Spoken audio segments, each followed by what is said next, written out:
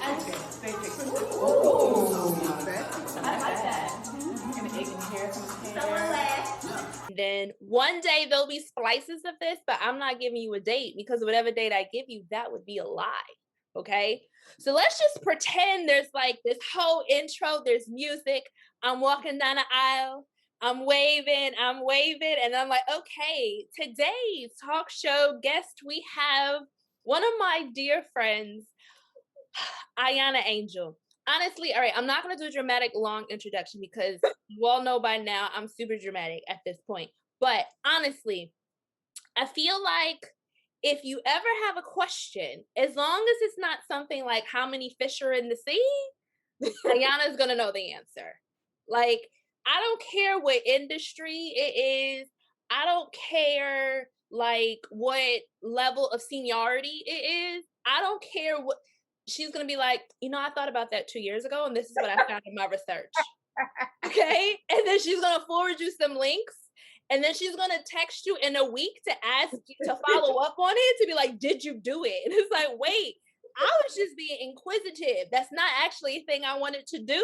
And she's like, no, I think you should do it. And here's why. And then because her background is in PR, she got a pitch deck ready just to go. Okay. So I was super excited when I had this idea. Bonnie put in the chat, come on, Sable Raphael. Ooh, don't give me ideas, Bonnie. Don't give me ideas. But I was like, okay, when I think about who do I want to talk to and then who would I want other people to hear from, I was like, it has to be the queen of like a switch, pivot, or quit, because literally the queen of the switch, pivot, quit. No, I'm not doing that no more. This is what I'm about to do now. And I don't care what you have to say about it because I know this is going to work. If you don't believe me, catch me in a year and watch my update. And I've seen this woman. I've known Ahyiana like 5 years. I don't know, like 5 years now or something. It might be more. I don't count, right? And if I did count, it's never wrong. I taught English, not math. And I've seen Ahyiana switch, pivot, and quit within these 5 years so effortlessly. Now, granted, I've been behind the scenes where she was like, ooh, this is a situation. And I'm like, right. So this is what we about to, then I got to do Ahyiana to Ahyiana. So this is what we about to do. Right. And then I just fall back because I know she's going to do it. You can't fall back on me. You gotta text me and be like, did you do it? And I'm going to be like, no, I didn't do it. But in the land of pandemics, where I feel like it has, in the third leg of the civil rights movement, I feel like we're in the land of forced switch, pivot, and quits.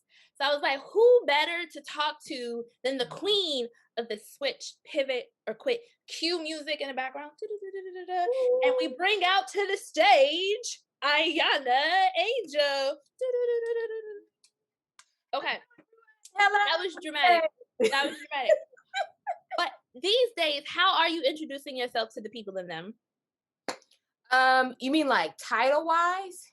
I mean, however, really. It could be title. It could be you just met someone at the bar. I mean, just in general, like you do so many things and you do so many things well. It's like, what's your go-to? So I would say my go-to is podcasting. So I introduce myself as Ahyiana Angel. I am a podcast producer and I'm the host of the Switch, Pivot, or Quit podcast. And I'm also an author of the book, Quit Playing Small. Come through, plug. You got to do like the people on MSNBC when they have the 2 books on the shelves. I know, right?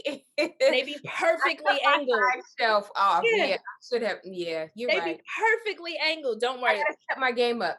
Yeah. If I could find a good video editor, I'm gonna be like, have the books just floating in the, in the background.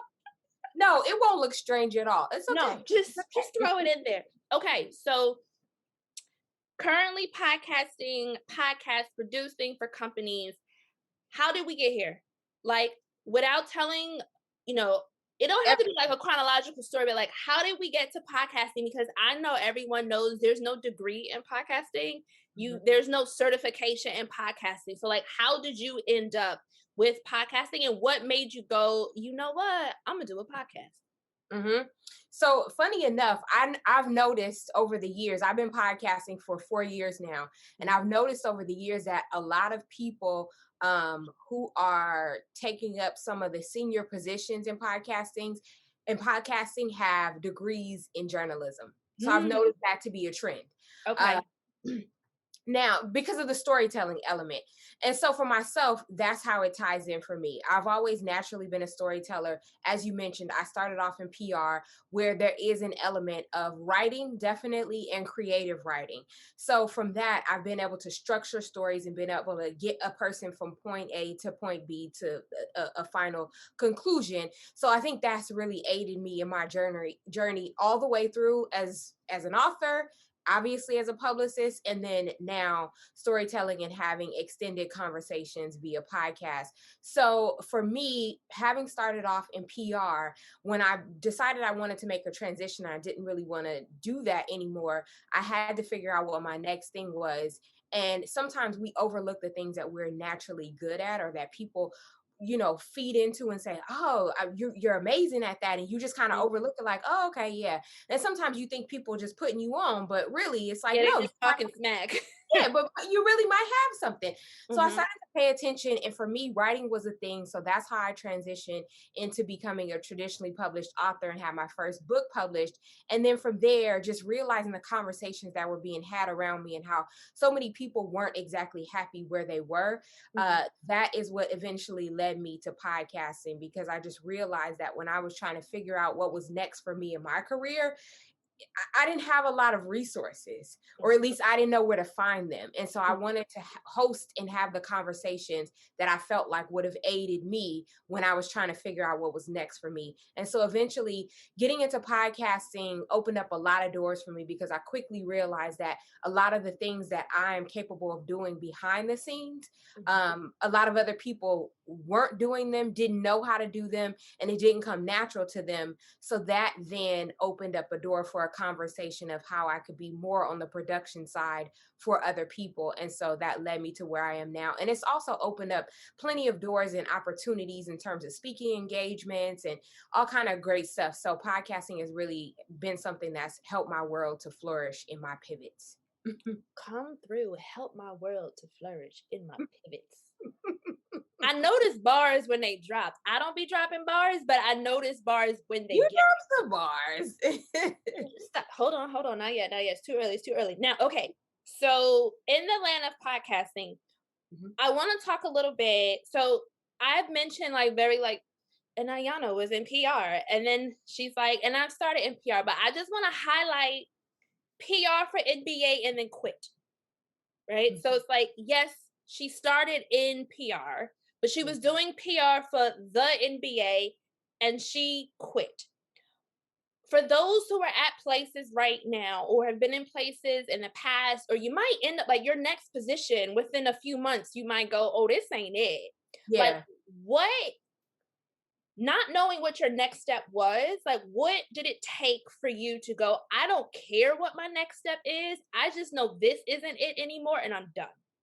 Because that's not a refrain that you hear. Like, I feel like Mhm. when you hear quit, it's like quit to run your business, quit to do this, not just like quit to quit. Right. And so for me, I think you have to be open, right? Going into that space in your life, you have to be open, you have to be willing to explore what options and opportunities are out there, as well as explore yourself. Because a lot of us, we're not trained to take the time to explore ourselves. We're trained to get the job. We're trained to get the education to get the job. Yeah. So we're trained to go from one thing to the next thing. And a lot of times we're also depending on other people's input as to what they think we should be doing to get us to a point that they would deem successful, or that we might vaguely deem successful. And so for me, once I got to a point where I had checked off all these boxes, I started trying to just really go inward and figure out, if this is not making me happy right now, what kind of changes can I implement that might bring on some kind of happiness for me? Mhm. So I think it's about that openness and that readiness to also be uncomfortable, because it's not always comfortable when you're inviting change into your life and when you're exploring things. Sometimes you might explore and discover some hard truths, some things that just feel like, ooh, I didn't really know that about myself, which is why I'm not a big advocate of the entrepreneurial conversation, because I think there's this, you know, you and I have talked at length about this, and there's this big push, especially with the social media context, for people to be entrepreneurs. But the reality is everybody is not meant to be an entrepreneur. Some people, if you know that you don't have self-motivation, if you know that you're not extremely disciplined, if you know that you hit a wall once you've done everything that's on your checklist or your to-do list that somebody else gave you, honey, you are not, Honey. you know, you are Isn't not. that a meme? Honey. You're not. It's not gonna work out the way that you think, and you're gonna be disappointed and set yourself up for disappointment, because you're gonna be wondering, why isn't this working the way I want? But it's like you have certain skill sets, but maybe the skill sets that you have just don't align with entrepreneurship. So I think it's really about exploring yourself and uncovering what's there that you haven't uncovered because you've been just so busy checking the boxes. That's how I would approach it. So with that, what do you do to silence the noise? Because the thing is, it's like, even if you silence the noise online, I feel like every day someone's announcing their like Instagram or Twitter or Facebook Right. sabbatical. They're like, I'm gonna be gone for 30 days. It's like, just go. Like, you I don't didn't need actually to even know. announce this, but you know, whatever. People do what they do. Mhm. But it's like, you know, even if you go on that sabbatical, there's still noise from family members. There could still be noise from friends. Like, there's still noise even if you remove yourself from social media. So in the land of like discovering yourself, figuring out your skills, what you like, willing to be uncomfortable, etc., how do you silence the noise? So I don't know that I would go approach it like I'm just really looking to silence the noise, as much as I would approach it that I'm looking to bring more confidence in myself into my world. And I think one of the ways that you start to bring more confidence is when you build your skill set and when you build your understanding of what your strengths are. So as you continue to find more strength in certain things that you are looking to do, you won't really need to silence the noise, because sometimes people say things out of their own insecurity. But when you know that you're really dope at something, or when you know that something comes natural to you, or you know you figured something out, Mhm. somebody can say any and everything that they want to say. But at the end of the day, it doesn't really matter to you, because you don't even actually know. Like, you, that's one of those scenarios where it's just like if you have a man, or a woman or whoever, and you in a relationship, and somebody trying to tell you everything about that person and you know different, what do? We all develop the hardest head ever, right? You treat your career I and your, love her. yeah, he can't do no wrong. What? You seen him Mm. where? No. He walk on water, girl. Not Jamal. No, no. Treat your career the exact same way. It's like, build that confidence in it, and it takes time to build and work on that confidence muscle within yourself, so that when people say things that maybe diminish what you're trying to do or question what you're trying to do, you don't all, not everything deserves a response either. You don't always have to reply. You don't always have to fight back and show them that they're wrong. You can just, oh, okay, thanks for sharing. And You then you know? just, I like the church, be blessed. Yeah, yeah. That's it. You don't have to sit up there and have a big justification party for people, because that gets tiring and that gets old. But you know what I will say? What?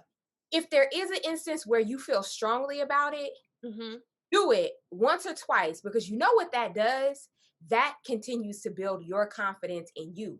And it's kind of like when you can fight for yourself, and it doesn't have to really be a fight, right? But when you can articulate why you're doing something, and you can speak with conviction, and you can also speak with a little bit of finesse, guess what? That makes it even easier as you continue on your journey to do whatever it is you want to do, because you also, at the same time that you sort of persuaded that person or let them know what was really up, you've persuaded yourself as well. You've sold yourself as well. So there's value in that too. So maybe do it once or twice, you know? Pick a fight once or twice. I'm Yeah. so glad you specified fight, because you know, being a girl from Brooklyn, sometimes I have to remind myself every fight's not physical. growth. There's still growth to be had here because that's just where my brain goes immediately. And I'm like, oh, wait, there are other ways to go about this. Yeah. Because I'm too lazy to be throwing bows. I went Yeah. for a walk today. My butt hurt, y'all. It's like we haven't used these muscles in a while. But that's not why we're here today. We're not talking about exercise and wellness. Although it might sneak in there. Okay. And the land of just pivoting. So when I hear a pivot in the land of careers, my brain thinks, and my brain goes to a space of not so much like what's your transferable skills, but like in that land of thinking about what are you already good at, and then what are you interested in, and where might those things align? Like that's where my brain goes when I hear pivot. Right. And then there's the natural, like plan A don't work, go to plan B, right? Yeah. So there's like, it could go in either direction depending on context. When you're using pivot with people, it's like, okay, it's time to make a pivot. What do you mean when you say pivot? Actually, funny enough, I don't say pivot. I don't. Meaning like I don't really tell people, oh, you need to pivot right now. That's not something that regularly comes out of my mouth, surprisingly, because I host the Switch Pivot or Quit podcast. Because I think of Switch Pivot or Quit, that phrase, I think of it as a collective. So for me, it just means change. It means action.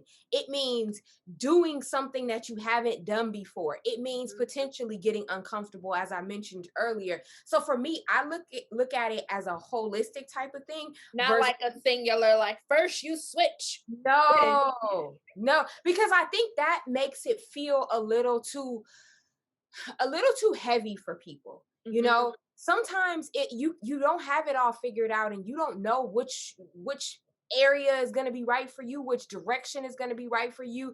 You just know you need to do something. So that's why I like looking at it as a collective, because sometimes it's all about just busting some kind of move. You got to I like that.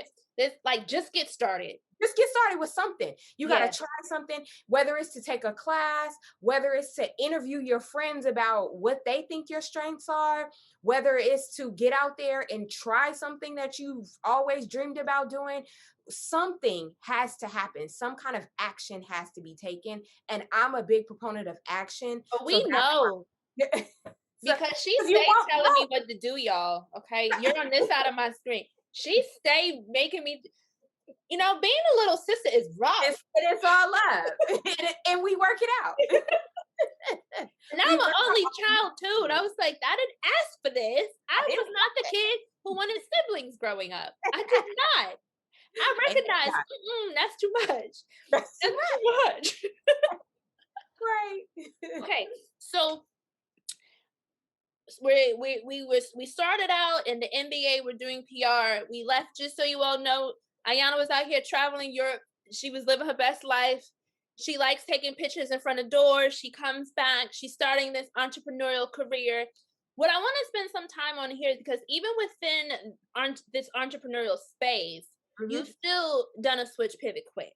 Yeah. So knowing that, like, you had this idea, this initial idea, and it was a good idea. You loved the idea. You were gung-ho. You believed in it. And then after a while, you were like, okay, I want to do something else. What was that process like for you to actually like close down your own idea versus having it be shut down on someone else? Because I feel like when we're having these conversations regarding like, this is my dream, this is my idea, a lot of the conversation is centered on somebody else saying no. So it's like, you can hear 1,000 no's, you only need one yes. But I feel like there hasn't been much time exploring when you tell yourself after a while, no, and then you move on to the next idea. So like, what did it take for you to go, yeah, I started this, but like this chapter's closed?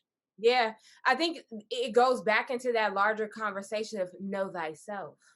Oh, I like the switch of the like video, not the video, the radio voice came in. Know thyself. Know thyself. when you know thyself, you know when it's time to walk away from something. You know when it's time for you to bust a move in another direction. And for me, I don't really spend too much time on it. And it's probably I can only speak from my perspective, right? And how I'm built. And everybody is not built the same way. I'm also not the person that's a perfectionist either. I'm just like, okay, that thing look halfway decent. Okay, let's go with Put that. it out. Let's go. Because sometimes it's like you use that as a crutch, and then you never get anything done, and I you never think put it's anything out. synonymous with procrastination. I've been saying it Absolutely. for a while. It's like, it has to be perfect. I'm like, are you sure? Or are you just No, procrastinating? no. And the thing that I always share with people too is what really is perfection? Because what you think is perfect and what I think is It could perfect. be a hot mess to somebody else. Exactly. So you spent all this time like, oh, I got to get it perfect before I put it out here. And then you put it out there and somebody like, ooh, but that ain't right. But you thought it was perfect, you And it know? took you And so 8 years to get out that 10-minute clip. exactly. So for me, I don't spend too much time on that type of thing. I'm more Mhm. about movement. And I think that's what's really aided me. And it's been one of my strengths is that I'm okay with moving. But I also, when I really think about it, I think that goes back to growing up too and having a childhood that was filled with flexibility Mhm. forced on me, if you will. So, so basically, I know how to stick and move now, you know, Yeah. and I don't get too Yeah. hung up and caught up on things, having to switch schools multiple times and all that kind of stuff. Some of those things that we look at as a The hardship, adversity. Yeah. yeah, we can say, woe is me, you know, but guess what? Some of that made you who you are. And sometimes we get away from those characteristics. But if we could just tap back into that and go back to a Listen. piece of that, then we could find some freedom in our day to day. Because at some point, we start to feel all these confines and we start to conform to what everybody else is thinking and saying you should do and all of that, or it has to be perfect, or it has to look like this or that, or whatever. Start tapping back into some of that youth and some of those experiences that you've gone through that maybe you're far removed from it now, but remember how you navigated those situations. Remember the grit that it took for you to get past some of the things, you know, and that will give you some of that back, like, you know what, yeah, I'm about to do that, because if Because I kids are mean and humbling. So if you can remember what you survived, you like, oh, I absolutely. got this. Absolutely. And you know what? You just made me think of something. Let's look What? at adulthood the same way that we looked at childhood. You remember, and we've probably said this to youth in our life as well. That thing that you're looking at right now, and That's you think the it's the end of the end of world, the world. you're not even gonna know those people in some years. You're not even gonna be worried about those Why you people. had to put on your auntie voice though? I'm just saying, you know. And you really get into it and you really be serious about it, but to them it feels like it's the end of the It's world. devastating. Yeah, They are and not going to recover. How I'm not could gonna have friends they? at lunch. How What? will I eat again? Yeah. Exactly.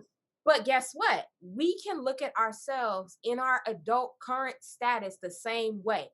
These people who you work with, who you're worried about judging you and your ideas, or you going for your promotion and stuff, in 10 years, will you know them?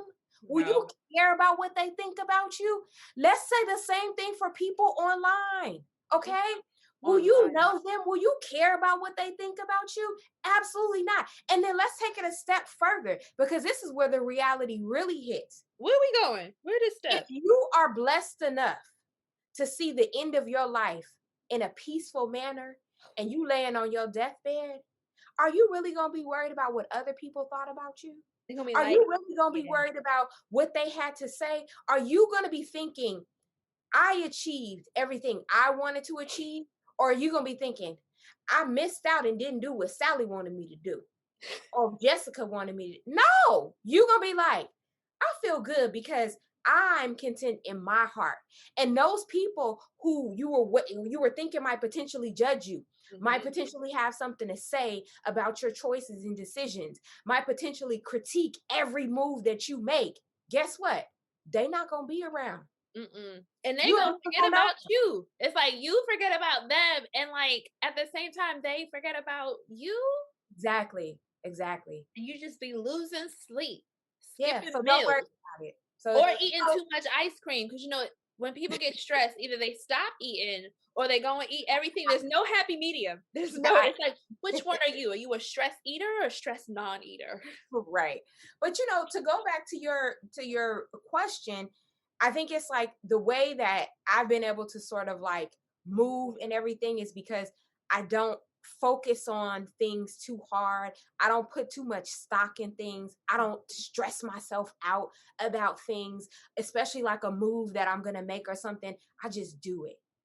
And I've found the most success in being able to be agile and just do it. So that's what, if that's not your personality, I would say start practicing doing some of those types of techniques, letting go of the stress of things, letting go, just back up from it, because I know it's not everybody's personality and everybody's style, but just start being mindful of how you could potentially just remove yourself a little bit and stop putting so much pressure on yourself. I feel like I need to find a collection plate. You know what? Don't ever start looking around. But I genuinely don't see one. All right, Sister Sable. There's so much animal print over here, y'all. If you saw my mouse pad and my rug, it's a mess. It's a mess. But I just feel like we could put a little something in here and we just pass it on. Keep your mask on, and we just pass it. We just pass it on around. Okay, so we're gonna stay in this career space, and then but because of what happened over this weekend, we gotta talk a little pop culture.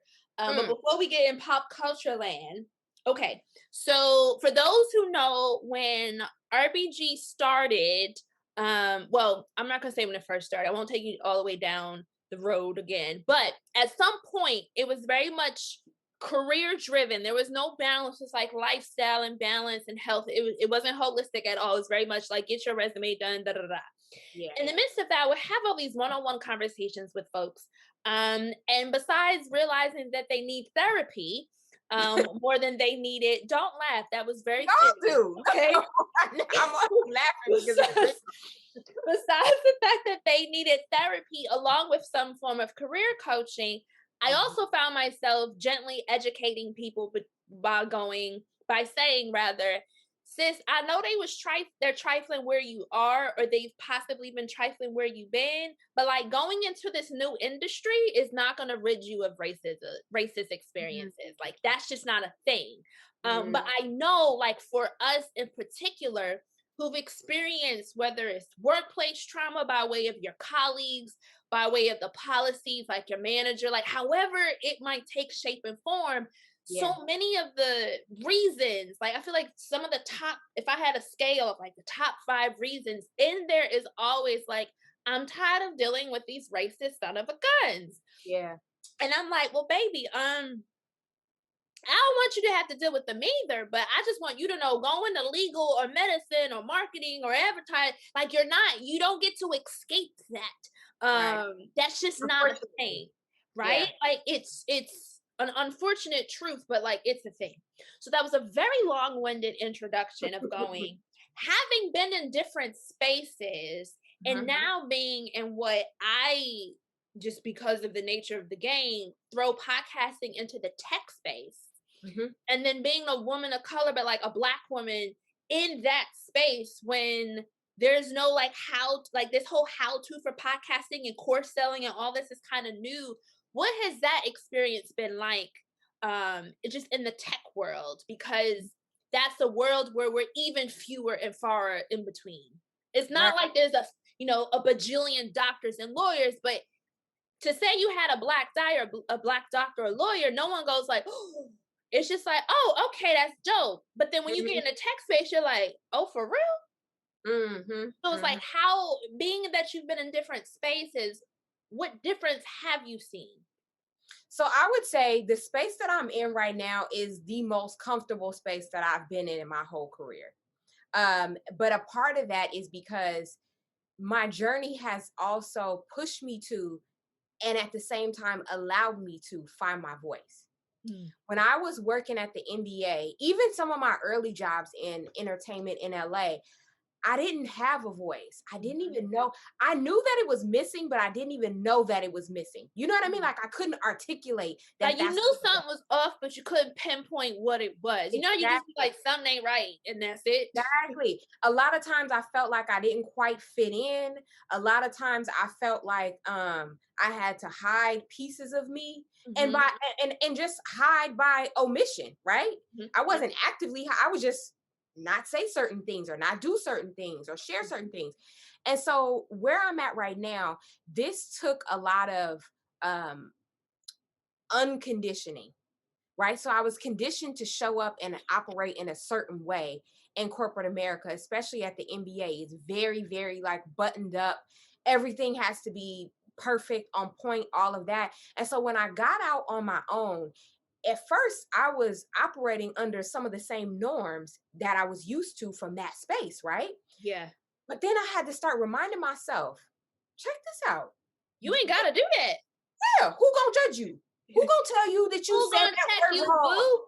Yeah, who gonna check me, boo? Nobody. And I just started coming into my own and allowing my voice to be what is a true reflection of me. You know what I mean? Even if I was on a potential client call earlier today, and I was, what did I say? I said something. It was very, very colloquial. Okay.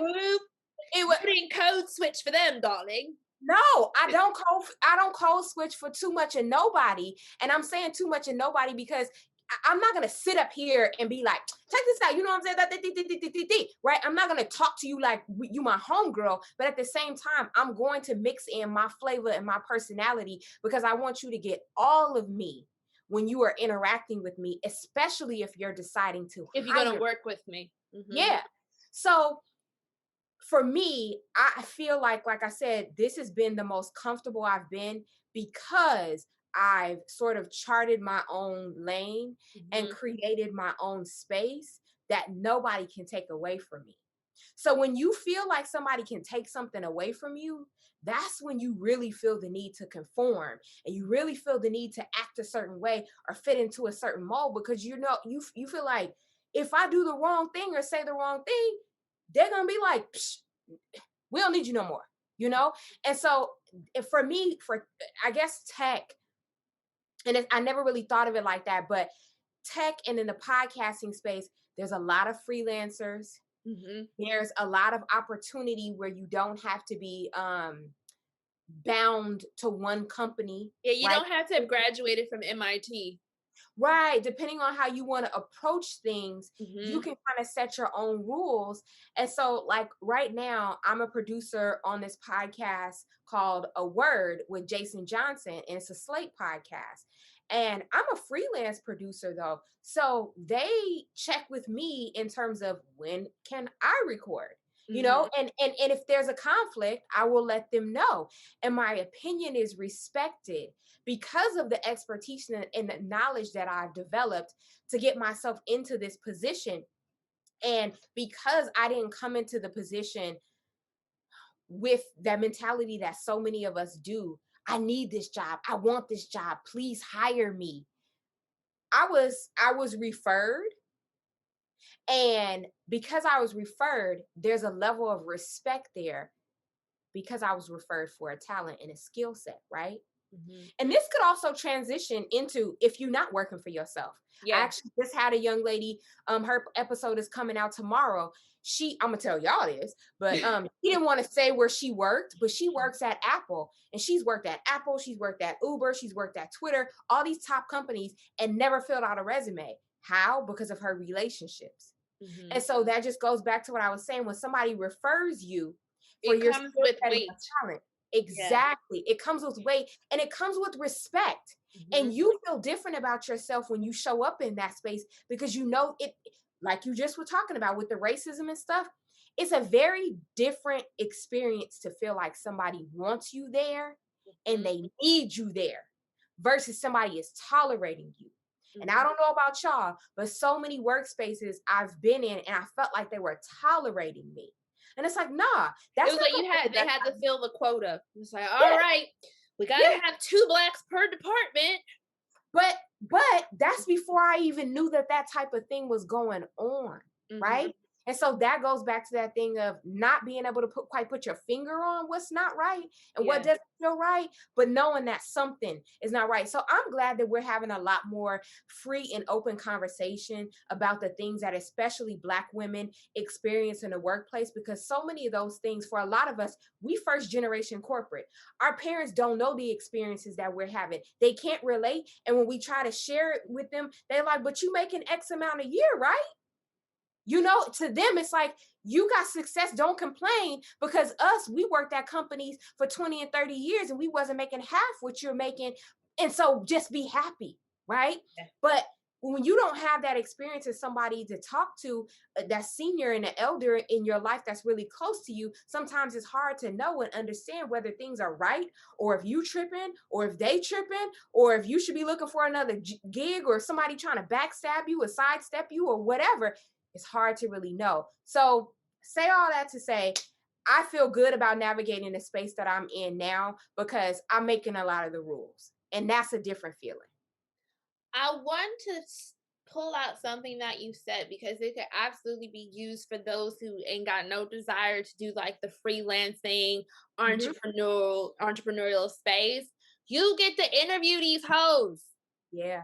I'm so, like, I don't do the cover letter writing thing anymore. God bless my soul. But like getting comfortable with figuring out, especially if you're interviewing with the person you're going to be reporting into.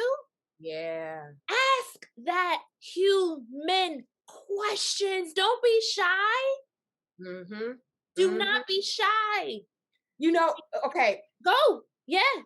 The thing I want to say about that is, so many of us, we go into positions thinking, especially with these top companies, it will be a blessing if they hired me, if I got this. Now, there's two things that just... Y'all notice she leaned in. That's a sign she about to get real serious. Just so y'all know. I've seen her lean in plenty of times in person too. It's two things that pop into my head. One thing is your value that you bring to the table. They have an open position because they need you or somebody of your skill level. They are in need. You're not necessarily. There may be instances where you are, right? But most of the time, we looking for a job when we got a job. So you don't actually need them. You may want it, but they need you because their bottom line needs that position to be filled and that position to be executed to continue to generate that revenue, right? With that in mind, when they do offer you that position, I feel the need to say this. We must always negotiate. We must always ask for more. When you do like not... 2 more times. When you repeat it 3 times, it gets in. We must always ask for more. We must always have the conversation of money.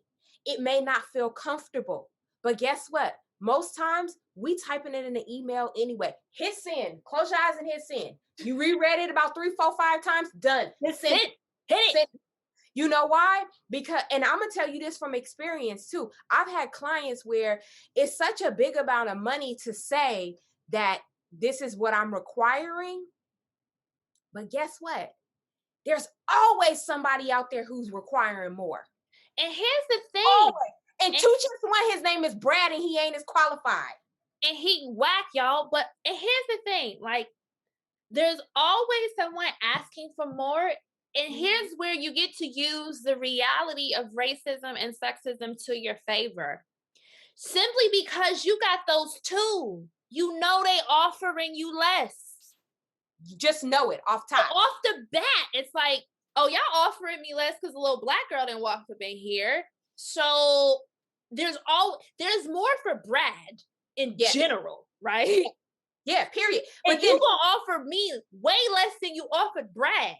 Yeah. So that means you should feel real comfortable asking for more because you know they wouldn't. It's not the same offer letter for the same position. Please remember this. people look at you different if When you you don't don't. ask for more, if you don't negotiate. They look at you like you don't even know your worth. So guess what? If you get that job or you take that job, that already sets the tone of you not being valued or you not valuing yourself as high And as they you should. talk that Yes, so-and-so they do. didn't negotiate, y'all. Yeah, yep. Okay, and let me just tell y'all this story real quick.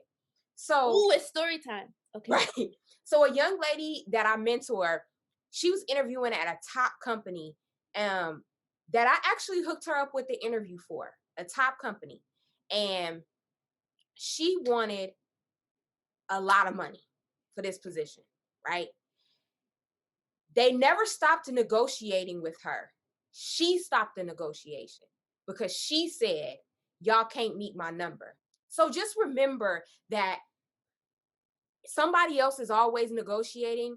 And the worst that could happen is they say, that's too high for us. They're never, and I've asked an HR person this before. Have you ever been in a salary negotiation situation where you guys said, forget it, we're no longer willing to have this conversation with you? And the deal was dropped off, the offer was dropped off the table, and she was like, no, No. no. So never let that hesitation and that fear that you're gonna mess up this opportunity stop you from negotiating. But also do your research, be realistic, like Tiffany was asking. Make sure you have the skill set to match it. Make sure that you know when you get in there, you can deliver above and beyond, all those things. And also research, if they cannot give you the salary that you want, what might be additional options for you to ask for, whether it be additional paid time off, whether it be It could be the sign-on bonus. It yeah, could be sign-on tuition bonus. remission because you want to go back to school, Yep, student loan pay back.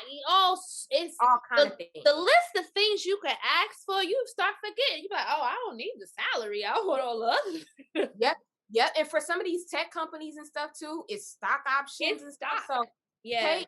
pay attention. But the other thing I didn't want to forget, and I'm forgetting it now, but I knew it was another thing I didn't want to forget. It was the negotiation piece. Mhm. Oh man.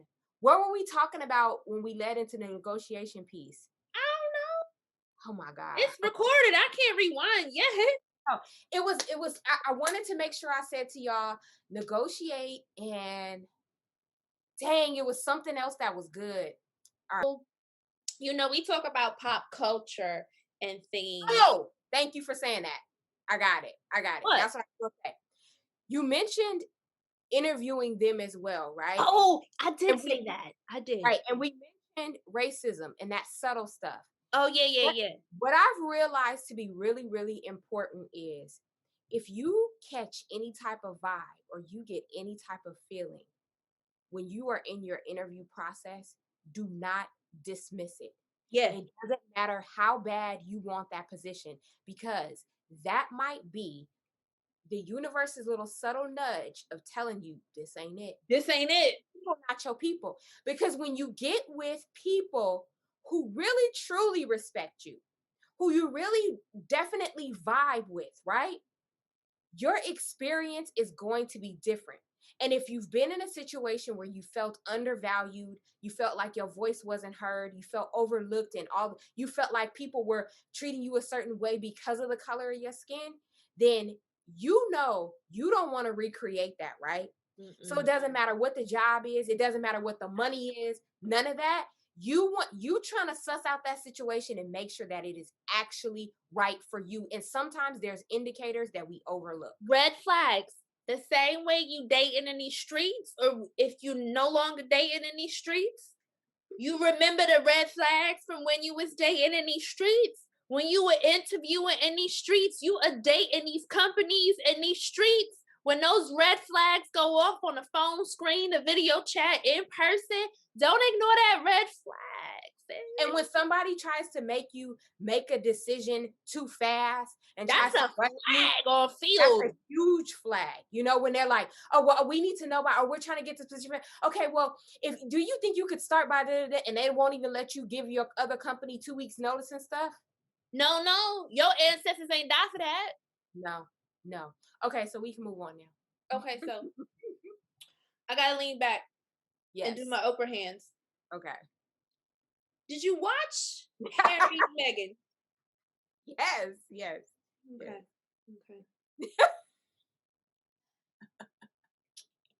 How did you feel? Okay. When you got a side before that you just said so much right there. Because there was so much in that interview. It was so much. First, I am not a big fan or stan of anybody, right? This is true. I can attest to that. She's telling the truth. I mean, she hasn't lied thus far, but that's also true. I loosely followed, everything that's going on with her and whatnot, and all of that, right? And how they've done her. So watching this interview, I was really curious to see it because I wanted to. I've watched The Crown, Mm-hmm. and so I wanted to know like what was going to be said. Mm-hmm. I think the elements of racism, I was surprised that she said it, that they put it in this interview, but I wasn't surprised that it existed. But I mean, they're white. They're so white they want to inbreed just to stay white. Okay, as white as possible. That's the history of the monarchy. Okay, yeah, inbreeding. Okay, this is normal. That's not a thing for them. It's normal. So that, like I said, that wasn't surprising, but it was that they spoke about it, and I felt like it took a lot of courage. But I will say, I have a lot of feelings floating in my head. I mean, it just happened. So if you didn't process, we don't want to rush the processing of the feelings. Yeah. It's not. I have a lot of things to say. What did you think of it? So I'm gonna be honest. I ain't watched that shit. You just saw the highlights. I was on Twitter. Oh God. And I've seen enough. I've read enough articles and things, since the engagement and the whole shebang. Right. Not necessarily by choice, but because of the work that I do. I'm in the DEI space, but globally, like I need to be in the know of like I know random things happening in Singapore that you won't be like, why do you know that, Sable? Don't ask, but I do. So like I kept up to date. I wasn't surprised. Nothing was going to surprise me that could be said. Honestly, like over 70 countries speak English because of them. I mean, racism is clear. Like colonialism and racism is like living strong, y'all. Like we talking English to each other right now. Mm-hmm. Ultimate colonizer. So there's many reasons why I didn't watch it. I think my biggest thing in general, particularly for someone who won't say Black woman and says woman of color at all times, I don't want what we do in general when there's like celebrity figures, well-known figures. I don't want her experience to be like the poster child for what happens for us because there's such grave differences. Okay. That's why I said I had a lot of from the snippets because I was on Twitter, I saw snippets. So I'm not gonna like articulate all these thoughts based on that because I didn't watch it in its entirety because people love to have an opinion over something they didn't watch. I'm like, how?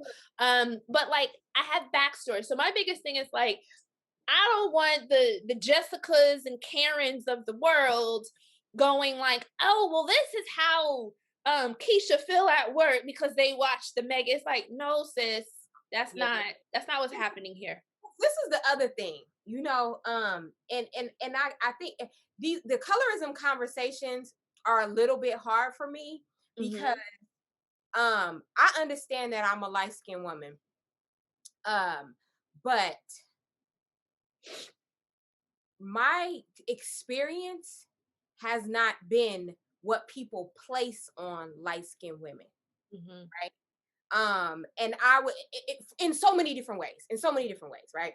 For whether it be from down to looks to how you present yourself, right? Or your thoughts about how you are, who you are, whatever, right? It's just the family that I was raised in. Not negative, just they ain't do all of that. Like you so cute because you light and they did none of that. I don't even think we got told we was cute at all. We had to figure out. I figured out when I was a teenager and got my braces off that I was cute. Okay. She said the first 18 years of my life, I didn't know I was cute. I know. So in any case, For me, looking at her and watching that interview, like I said, I know I'm a light-skinned woman, but I'm not mixed. And I don't know what her experience is, Mm-hmm. but I felt like, what the hell would this have been like? Could this have even been happening? Could you have even been sitting there if you was chocolate? Forget chocolate if you were in the middle. Yeah, I'm just saying. Because no, what really came to my mind was a visualization of Harry and a chocolate sister sitting up there. And what was that? What would that look? And see, and I think this is where a part of me is like, because I'm like, would Harry, as down as he is, which we found out in that interview, he ain't that down. He ain't No, that woke. I mean he's part of the monarchy. It's gonna take a lot to shut your whole family off. Moving across the pond is not, the end of it. He said he didn't realize basically the extent of racism and how it affects other people until he got with Megan and seen her in her shoes and had a adjacent view at her shoes and could see how it was affecting her. So he truly lived in his white bubble. Even though we would see him at some of the Hollywood stuff, and he was, Harry was cool. They made Harry like he was cool, right? But Harry was still in his royal bubble. Exactly. And so Like not even a white bubble, a white royal bubble. that's a whole next level. That's a whole nother bubble. Would Harry even date somebody that looks like, let's say, just say Serena? Would he? Because if he wouldn't, if they would have tackled Serena at the damn gate, she wouldn't have got in. Janelle shaking her head. Exactly. And that's what I'm saying. Because if there isn't a true appreciation for not biracial women, Black women, like full out Black women. If you couldn't tell me, I love Black women, this is the only women that I date, I just happen to choose Megan, then I'm a little bit like, I don't know, you guys. That's what I'm saying to them too. I'm just like, because if you blink and you see her in a picture with them, and I hate that I'm saying this because I get it, I'm a light-skinned woman, but if you blink and you see her in a picture with them, you might not know her. If her hair's straight and you will be like, oh, But and I guess that's why I approach it the way that I do. Because there's no day that my hair could be straight enough that you would ever mistake me for a white person. I mean, it's just too, you just wouldn't, right? And so I think looking at that and also kind of seeing where she come from, because there's people that I know in LA who know people adjacent to her and stuff, and they're like, her crew, her clique, it ain't even multicultural. No, it's white. Right. Yeah. So it's just kind of like, so should I feel bad for the woman for the things that she went through, but it's like, should I feel bad because you went to the UK and married a whole ass prince and thought that these royal people was going to accept you and then they didn't? I mean, I don't know. Yeah, I got lots of thoughts. Like I said, I got lots of thoughts. I didn't watch it, so my thoughts aren't about that. I just say she can't be the poster child for the Black woman's experience. That's where I leave it at. Like, yeah, that's a good place. It's like there's lots happening. Yeah. The woman's pregnant. I don't know what that's like. God bless all of you who've been pregnant. But I've been around enough where I'm like, you want a carrot, you want celery, you want the pickle, just tell me what you want, I'm gonna get it. You want your foot rubbed. I feel bad for her from a person perspective, not a Black woman perspective, from a person, because people shouldn't be treated a certain way. I don't care who you are. And even when everybody was gung ho, like, oh, we got a Black princess and I never did.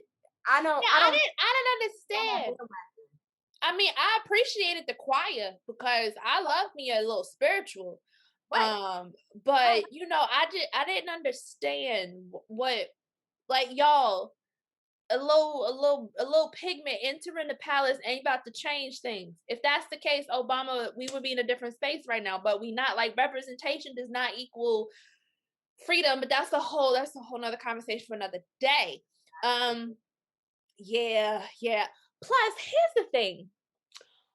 Oprah had a whole plug. Twitter keep me lit, y'all. Oprah had a whole plug for whatever royal show they about to have. It's like, so even the strategy behind it still didn't rest easy because like this just wasn't an interview to be an interview. It's an interview with the plug of what's to come with the Tyler Perry, like the PR of it all package for what's that was like, why can't this just be an interview to interview? Let us die down. And then a month later, of course, I know that's not how PR works. Right. But if we going down the sympathy lived experience train, can it just be that and not my album dropped this fall? Yeah. But you know, if we look, I say things sometimes that people don't agree with, and It's sometimes fine.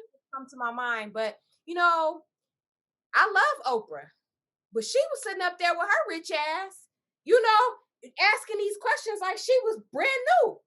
And I'm like, Oprah, you asked that already. How many ways you want to ask that? I know you rich, Oprah. I know people don't treat the Hermes store treated you funky, but that's the last people that we heard about treat you funky. People probably kiss your ass on the daily. So I know you can't believe that this woman was treated like this or this and that. But come on, Oprah, wake the fuck up.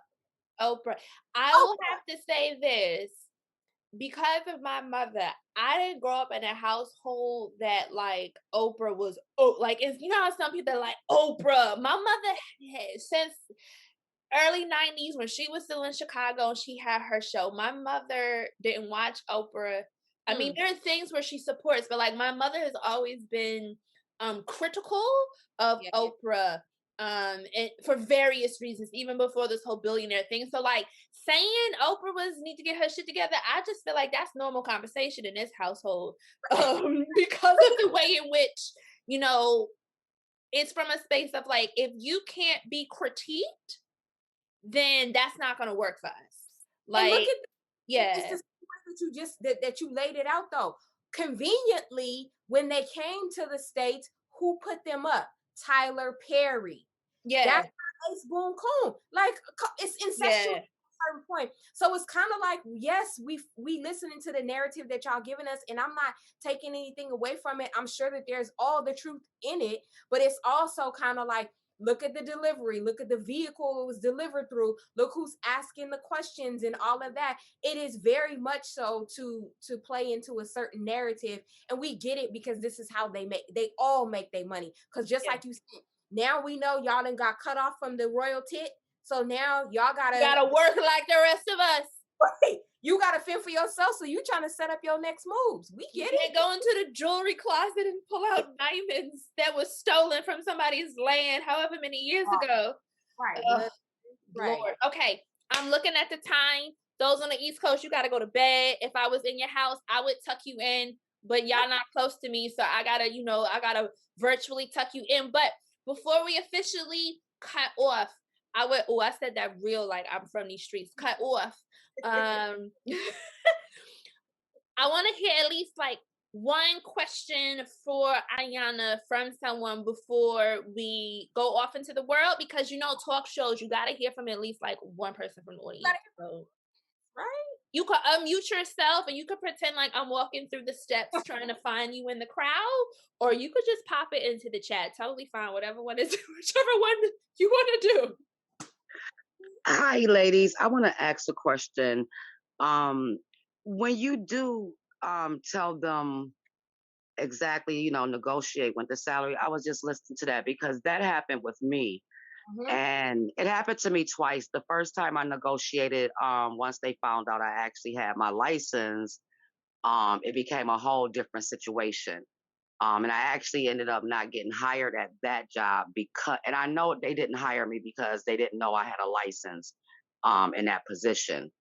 But the second one I negotiated and I actually got the salary. But once I negotiated and got the salary, the next thing you know, I started getting more work. I started getting everybody else's work. So what do you do when you do get the salary, but then that's put on you like that? Well, I think at a certain level, right? And this is not for every job and every position. At a certain level, you will get like an employment contract. And in that employment contract, it can have the scope of the work. So if you start the position and the scope of the work is extremely outside of what was in that employment contract, I would just have a real talk with whoever your manager is and just revisit that agreed upon scope of work and say, hey, we've now exceeded this, and I understand that there will be additional things put onto my plate, but I would like them to be presented to me in a way that's digestible or in a timely manner. Now, if there is no room for an employment contract, then I think that to me says that this company may be a little bit shaky, because it seems like they try to pull an okey doke on you, get you in there under one premise, and then throw a bunch of stuff at you. And that means, to me, that's a company you can't trust. You're But right. That's exactly what happened. I did go, I wind up quitting. I wind up leaving because I did go to them exactly just like you said, this is not my job. I actually took my job description to them. So after that, they wind up coming up with this, oh, you know what, Anita, we're phasing the position that you had out.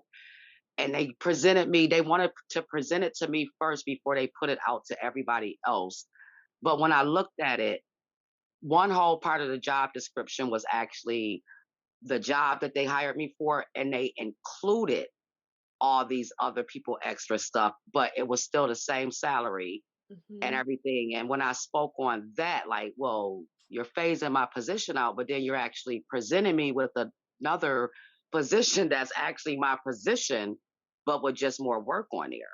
oh yeah, they were trying to. So right there, I knew where it was going. I knew that it was really a way to get me out of the company. So I wind up, quitting before they got a chance to let me go and fire me or whatever they was trying to do.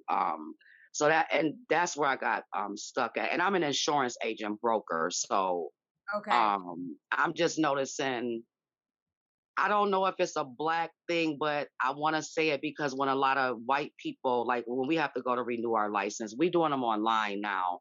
But when I would go, I would be the only black in here. And I know a couple of other black agents, and I'd be like, well, where they at? But the first thing that anybody would come and be like, well, how did you get your license? And I thought that was such a put down because I'm looking at the help and I'm like, well, I'm not the help because the help here is white.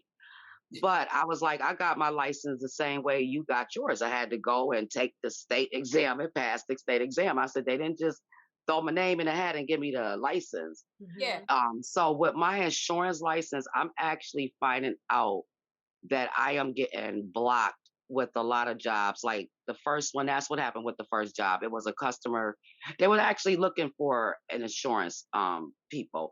But when I told them my experience, they got me in there, for the interview. But then that's when they was like, oh, we didn't realize that you were licensed. Because right there, now I'm not just going to be an administrative assistant. You have to pay me what my license is for. And they wind up giving a position to somebody else. But just what you said is what happened. And I'm kind of getting stuck to where right now I'm not even doing my insurance, but I'm keeping my license up because I keep getting that everywhere I go. And especially once they find out, oh, they good with me knowing the business.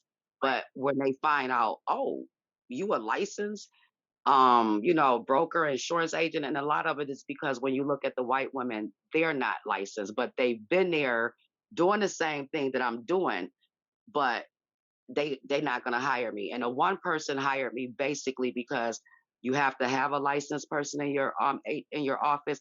So she really just hired me just to be in her office and told all the other employees not to even give me the calls or anything. So I quit that after 2 weeks because that was after 2 weeks. But that's where I am really getting stuck with my insurance license, that once they find out that I'm licensed, the interview or everything else goes completely the other way. Yeah, to me, I'm thinking, say, well, feel free to share your thoughts, but I'm thinking that this is an industry thing, and might also be a geographical thing, like where you're located. Because I know that there's certain places. I've only lived in LA, or like LA, but California, LA, yes, and New York. And so I know that when you go outside of the major cities, sometimes it could be a little bit different in terms of how people treat Black people, especially in certain industries. So to me, it sounds like it could be a thing that you might continuously experience because of the type of work that you're looking for, the industry, and the location. And that's where, if that is the case, that's where you have to start making some decisions about what's best for you. Well, I would say Anita, because there's like very individual, particular things that are happening there, is Mm-hmm. that if it's possible within your state or within your county to go to like the Chamber of Commerce and do some digging to find the other folks who are Black who have the same license, and then ask them for a chat. Like what do they call them? Informational talks, Yeah. you know, coffees, whatever. In this day, it might be a video chat to really like dig down and figure out who is hiring, who's doing what, who do they know that they can give you a plug in? Because if the community of Black folks who are licensed is that small, then there's less space potentially for competition where you could just go like, look, this is what I'm experiencing, this is what I'm experiencing, this is what I want. Do you have any thoughts as to how I can get that way? But I will say before you do that, but Chamber of Commerce, your local Chamber of Commerce is a really good place to just start because people tend to register there, or like Better Business Bureaus locally and whatnot. Make sure you can in 2 minutes tell them what you've been going through, in 2 minutes tell them what you want, so it's not a story that's hard to follow, because that's where a lot of us fall short. It's like you get this person for 15 minutes, you get this person for 20 minutes, but you spend the whole 20 minutes talking and they're just like, well, I don't know what you want. Like, I've been the talker and they're like, I don't know what you want from me because you didn't, it wasn't clear. So it's like, make sure before you go, it's like, this is what I'm experiencing. This is what I want. You know, any thoughts, not what can I do, you know, things of that nature. I would also I would take that same advice, but I would approach the conversation of just, can I get to know you? I would just like that, because I don't know where you live and where Oh, you are. is it Buffalo, New York? Because, you know, there's 1,000 Brooklyns. So we need city and states. I'm just gonna throw that out there. Okay, so that's what I was gonna say. That if it's a competitive type of situation, well, then there's somebody white out there. You gotta network. Yeah, and just start reaching out to some people and start asking just to connect. Don't ask anybody for anything, just ask to connect, because you're just trying to explore and develop different relationships. That's it. And then let that inform you on, because you'll start to see how people move. And once people like you and they get to know you, they'll invite you to things or tell you about things that you didn't know about. But sometimes I feel like when people ask, other people are more reluctant to share. But if you don't ask, and it's just like, how are you as a human? You can get a lot further versus that like New York, DC introduction. It's like, hi, I'm Sable. I'm graduated from this school. This is what I do for a living. Okay. Yeah. So it is now 9:17 p.m. on this side. That means it is 6:17 p.m. on this side. Ahyiana, I need you to have dinner. Make sure you drink your water. Stay hydrated. All you ladies on this side of the coast, make sure you brush your teeth, you wash your face, you do a face mask if it's self-care night, you do your meditation, whatever it is you gotta do, you know what I'm saying? You hit your and all that good stuff. But honestly, it has been, I'm so happy that Ahyiana, did we start DMing? Talk about just reaching out to Anita people. I don't know how the hell we first started talking, but I think I slid up in Ahyiana's DMs, or I sent her a random ass email, and then I just kept emailing her and basically made her my friend. And then she decided, I'm not your friend, I'm your big sister, and then I lost the battle. But you know, just reach out to people. Like reach out to people, and just a very like, I think about what Ahyiana said earlier, like back to when you were a child and you just wanted to be friendly with people, like you wanted someone to talk to, versus like you did. I want to be your friend because you're going to get me on the basketball team. I feel like that's how we approach relationships as adults. It's like, I want to be your friend because you're going to get me in Black enterprise. It's like, well, that's not a genuine friendship if that you only want something from me versus to talk to me. So like, there's truly power in relationship building. So thank you for responding to my emails. I don't know if Instagram even had DM then. It's changed so many times. It gets on my nerves. Like, I hate Instagram with a passion, but like, I'll be there for the memes, y'all, nothing else. Again, face mask, brush your teeth, wash your face, make sure you hydrate. When this replay, it's been a blast. I'm so glad you all came. Have a wonderful night. And then hopefully I will see you next month. Thank you for sharing your space with me. Thank you, ladies. Bonnie, you know I think I'm Sally Raphael now. Don't encourage me. Don't encourage me. Good night. Good night. Good night.